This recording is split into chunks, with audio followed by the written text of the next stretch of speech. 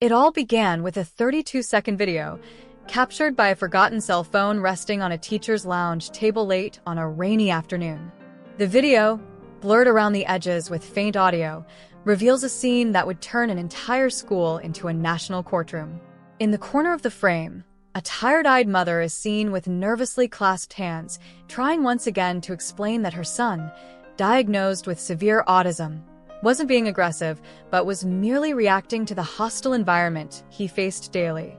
She speaks calmly, but her voice shakes when the coordinator, a woman with rigid posture and a cutting tone, interrupts her with a sentence that would later spark outrage among millions. If he can't behave like the others, maybe this isn't the right school. The statement, delivered with a dry tone, was followed by stifled laughter from two teachers seated in the back. The mother, visibly humiliated, tries to maintain her composure, but her eyes shine with restrained anger. She never imagined the video would end up in the hands of a high school student, nor that it would go viral in under 24 hours. The backlash was immediate. Within hours, hashtags began trending on Twitter as groups of parents, disability rights activists, and even former students of the school shared the video with messages of support and outrage. The face of the coordinator, previously unknown outside the school community, began circulating online with captions like "The Real Aggressor" and "Shame of Inclusive Education." The school principal attempted to contain the fallout with an official statement, claiming they were merely evaluating the best conditions for the students' development, but no one bought into that narrative. The mother, on the other hand, was contacted by journalists, influencers, and even local authorities, all wanting to hear her side, all wanting to understand her pain. Still, it took her 2 days to speak. When she finally recorded a short video from her own living room couch, wearing a simple t-shirt and her hair tied back hastily, her voice still trembled. "It's not just about my son," she said, looking straight into the camera. "It's about how we treat anyone who's different." The video surpassed 1 million views in less than 8 hours. Inside the school's hallways, the atmosphere was one of suffocating tension. Teachers, torn between silent corporatism and growing moral discomfort, began whispering to each other during breaks. Many already knew the coordinator had a history of harsh treatment towards students requiring special attention, but no one had dared to speak up. Now, with the viral video, pretending neutrality was no longer an option. Some younger teachers started giving anonymous statements to the press, recounting incidents that confirmed the coordinator's behavioral pattern. One art teacher revealed that months earlier, the autistic boy had been locked alone in a room as a pedagogical measure after a sensory overload episode, and that the mother only found out days later. With each new revelation, public outrage grew, and the school found itself cornered by pressure from all sides, parents demanding explanations, education boards calling for ethical accountability, and activists pushing for consequences. The boy's mother, however, remained silent. She had retreated, shielding her son from the chaos that had erupted, trying to understand whether the truth alone would be enough to change anything. As the debate raged across social media, something unexpected happened.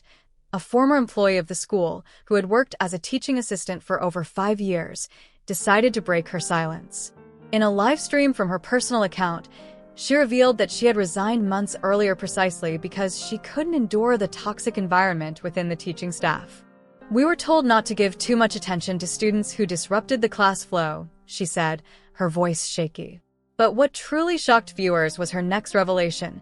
According to her, there was a private messaging group among certain members of the coordination staff, where the most problematic cases were discussed with sarcasm and cruelty. She described in detail how the name of the humiliated mother's son appeared often, followed by comments like, "Here comes the autistic show of the day." The live stream was recorded and reposted by dozens of accounts, racking up thousands of views in just a few hours. Public outrage deepened, but so did the discomfort of realizing this wasn't an isolated incident. It was a reflection of a system that, beneath the facade of inclusion, still decided who deserved respect and who could be ignored. Days later, the video landed in the hands of human rights investigators and the local public prosecutor's office, and the school was subjected to a surprise inspection by officials requesting interviews with staff, students, and the boy's mother. Inside the institution's meeting room, the silence was tangible when the mother entered with her child by her side, clutching his small blue backpack with contained urgency. The coordinator, now visibly tense, avoided eye contact and stood near the door with her arms crossed, as if she had always been ready for an attack. The mother raised her gaze to the inspectors, spoke clearly and calmly, even though her heart was pounding, saying, "My son is not a burden. He is a person who has the right to be here and to learn without fear." The statement echoed throughout the room, prompting a faint murmur from those present. On each face one could see a different reflection: fear, guilt, empathy, or defiance. Outside, on social media, new testimonies emerged, new videos appeared, and the scene of humiliation began turning into a portrait of institutional neglect. The mother knew the exposure invaded her privacy, but they decided the sacrifice would be worth the fight. For him, for other families, for a change that seemed urgent. As the days went by, public pressure intensified, and the school, once shielded by its tradition and reputation in the neighborhood, began to see its image crumble. The facade of inclusion, once proudly displayed in institutional campaigns and colorful brochures, was now being questioned with growing outrage. The coordinator was temporarily suspended, but the gesture was seen as too symbolic to appease the unrest. The boy's mother, now accompanied by lawyers and representatives from neurodivergent parent advocacy groups, spoke at a public hearing at City Hall. Her words, marked by emotional pauses and steady gazes, stirred a wave of emotion that was broadcast live and shared by news outlets across the country. "I don't want anyone fired. I want no one else to go through what we went through. I want commitment, not apologies." Her statement concluded the speech amid restrained applause heavy with symbolic weight. Meanwhile, other parents began reaching out to the media to share similar stories, previously suppressed out of fear of retaliation. And what was once seen as an isolated case began to take the shape of a collective outcry, and a country started to look in the mirror, asking, how many others are being silenced? That week, printed newspapers feature headlines with phrases like veiled discrimination and institutional violence, while television programs invited inclusive education experts to discuss the case live. A veteran educator with over 20 years of experience said what struck her most wasn't the lack of preparation, but the normalization of exclusion. When a mother needs a leaked video to be heard, it means the system isn't listening in time.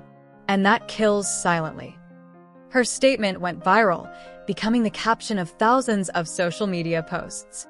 At the same time, similar cases began surfacing in other states, as though the incident at that school had given courage to other families.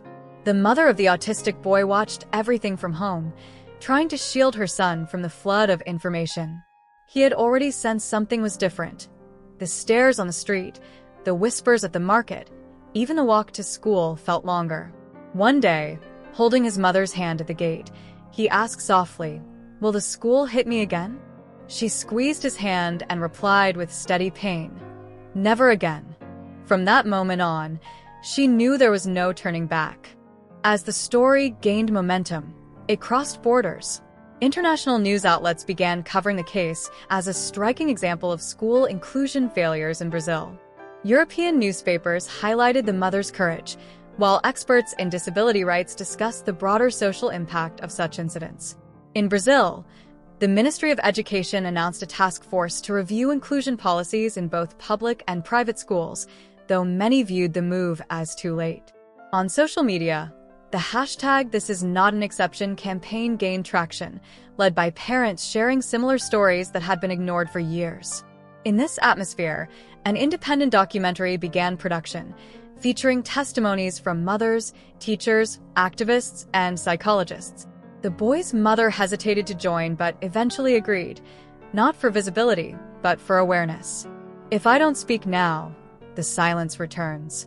And my son will grow up thinking it was his fault." Her quote closes the first teaser of the documentary, which reached 500,000 views in 3 days. Now, more than just an isolated case, the story was taking shape as a movement. As the documentary began to take shape, the mother started receiving messages from all over the country. Some were from other mothers, sharing similar experiences with children with autism, dyslexia, or ADHD.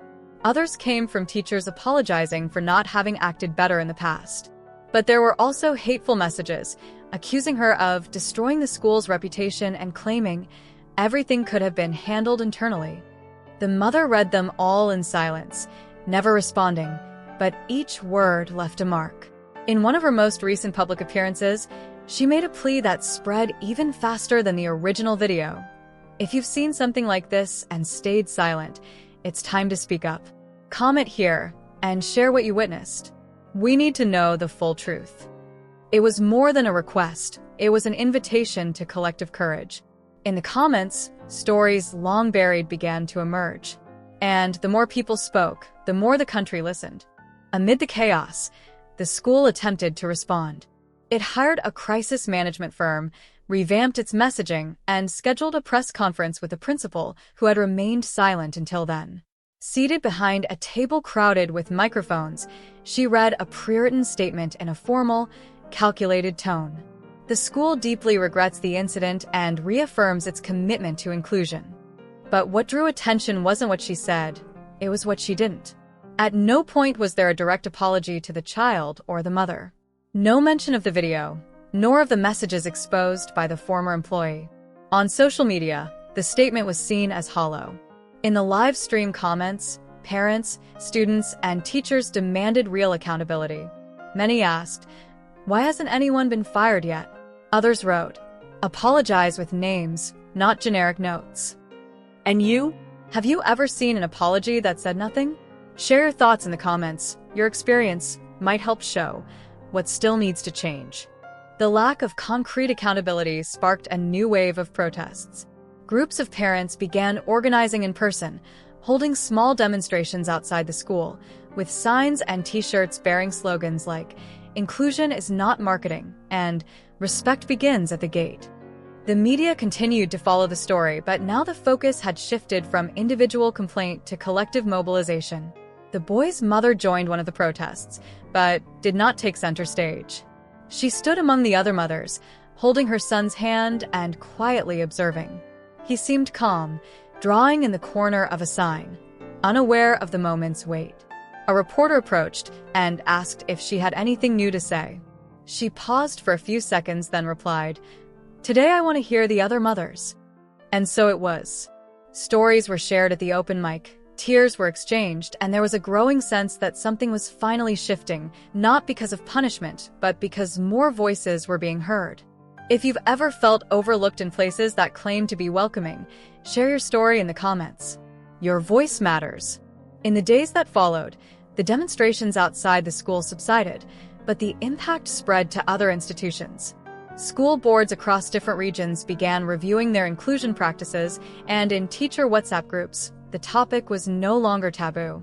The story of that mother and that boy had cracked a silence that had lasted decades. She was now being invited to speak at seminars, conferences, and educational gatherings. At one of those invitations, she wondered whether to accept. She didn't want to be a symbol or a martyr. But her son, now calmer, had said something that echoed in her mind. "If everyone listened like you do, the world would be less noisy." That was enough. She stepped onto the stage, holding a folded piece of paper with her notes, and spoke in that same trembling but resolute voice. Among the audience, some cried silently, others took notes, and a few simply closed their eyes and listened. If you were an educator and heard that, what would you do differently starting tomorrow? Share your reflection in the comments. It might inspire more change than you realize. The national response also exposed the complexity of public policy around inclusive education. Experts were brought onto major radio and TV shows, and the statistics were alarming. More than 40% of public schools still lacked trained professionals to work with neurodivergent students. When the boy's mother was confronted with these numbers during an interview, she paused for a long time before responding. "I thought the problem was just with us, that we were just unlucky. But now I see it runs much deeper." Her words became a turning point in the discussion because they didn't come from a technical place, but from a deeply emotional and human one. That's why they resonated so powerfully. Meanwhile, the boy continued his routine, now met with new gazes around him, but still carrying his same blue backpack, now adorned with a new keychain, a small multicolored ribbon with the word "Listen." A gift from a new teacher, hired in the aftermath, who made a point to say each day, "Here, we listen with our hearts." Have you ever had a teacher like that? Share in the comments how it changed your life. As the weeks went by, the mother's image appeared less in headlines, but it remained present in classrooms, school boards, and conversations among parents and teachers. She wasn't seeking attention anymore. She was seeking real change. It was during this time that she received an unexpected invitation to visit a school in another city that had undergone a radical transformation after a similar incident years earlier. There, she found an entire team committed to genuinely inclusive practices, trained teachers, psychologists integrated into daily school life, neurodivergent students actively participating without being treated as exceptions. At the end of the visit, she was moved. "I thought it was impossible, but now I've seen it with my own eyes." The school principal handed her a letter written by fifth-grade students, thanking her for speaking out when so many were still afraid. That letter was kept with care, tucked between her son's drawings, and she would read it aloud every time she felt like giving up. Have you ever heard words that made you keep going? Share them in the comments. They might light the way for someone else. Amid all these transformations, the boy was growing. Slowly, like all children do, but also carrying scars that few could see. Sometimes, he still woke up in the middle of the night, anxious, asking if the school was angry. Other times, he came home excited, saying he had helped a classmate finish a puzzle. His mother learned day by day that trauma doesn't have an expiration date, but dignity can be rebuilt, piece by piece. In one of her most intimate videos, recorded alone in the kitchen while making dinner, she said something that deeply touched her audience. "I used to think I had to be strong for him, but now I understand that being strong is letting him see me fragile, and still going on." The video had no editing, no background music, but received thousands of comments. Many mothers said they saw themselves in her. Many said they cried. What about you? Have you ever had to keep going without knowing how? Share it in the comments. Sometimes, sharing the weight is the first step to walking again. On an ordinary afternoon, with no interviews, no protests, and no new videos, the mother received an unexpected letter. It was handwritten, in large letters, as if by someone still learning to write. "Thank you for fighting for me, even though you don't know me." There was no signature, just a colorful drawing of a school with a heart on the roof.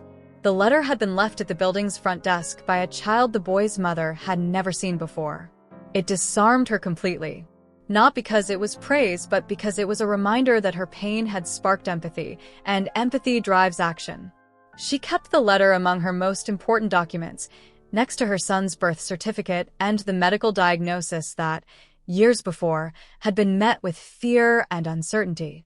That night, as she tucked her son into bed, he asked if she was still sad. She kissed his forehead and whispered, "Not today." Because that day, at least that one, she felt her fight had reached beyond justice. It had touched other childhoods.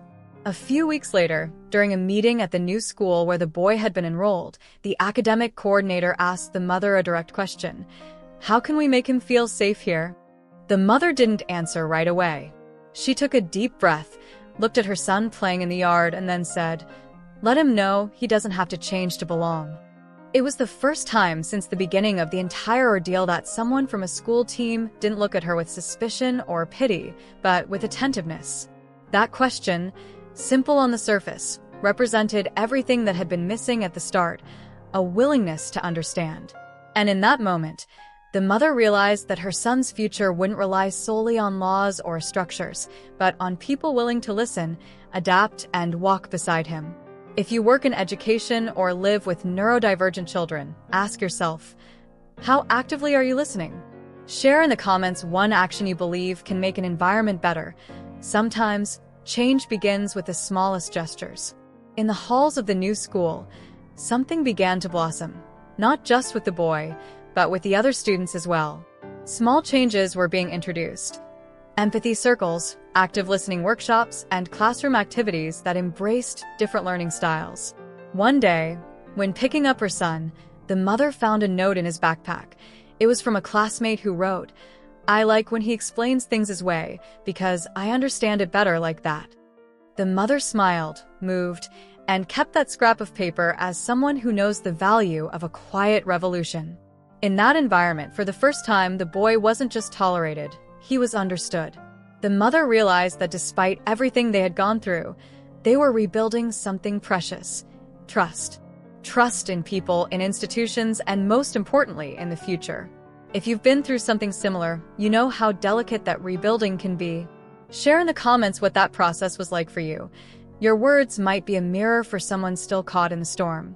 At the end of a semester that felt like it had lasted a decade, the mother sat alone in the living room, staring at the folder where she had stored all the papers from their journey: diagnoses, letters, notes, screenshots, news articles. It was a pile of evidence, memories, and wounds. But it was also an archive of resistance. In that moment, she no longer saw herself as a victim of the previous school, nor as an internet hero. She was, above all, a mother who had learned through pain what no one ever taught her: that love must become action, even when fear tries to freeze you. As she looked over the documents, she noticed her son watching from the hallway. He walked over, hugged her from behind, and whispered, "You're my favorite teacher." She closed her eyes, holding back tears, and replied, "And you're my best student." The weight of that exchange, for both of them, was stronger than any diploma. If someone you love has ever said something like that to you, then you know what we mean. Share that phrase in the comments. Sometimes a simple thank you holds an entire soul together. The story of that mother and her son didn't end with applause or grand finales. It ended, or rather, continued, the way real life often does: quietly, with effort, with everyday love. There would still be challenges, there would still be hard days, but now there was a network, there was support, there was room to breathe. In telling her story, she wasn't seeking likes or an audience. She was seeking a voice, and she found it. Her testimony, shared so many times, became more than a complaint. It became a mirror for so many other mothers, fathers, teachers, students. And maybe now it's your turn. If you've made it this far, if you've listened closely to every detail, subscribe to the channel. Here, stories like this find space, respect, and a listening ear. And in the comments, tell us, what touched you the most in this journey? Your answer might be the start of another transformation. Because every story matters. And so does yours.